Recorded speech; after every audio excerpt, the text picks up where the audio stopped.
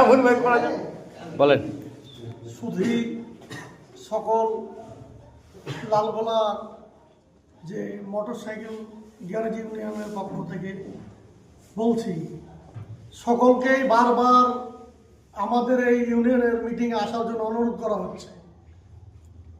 আমরা আজ অর্থাৎ 14/11/2025 শুক্রবার এমত অবস্থায় আমরা পৌঁছেছি যে সামনের যে মিটিং, সেই মিটিংয়ে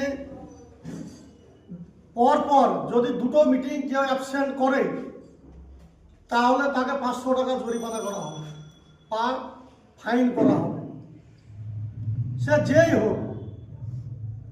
তারপরে বলি যে আমরা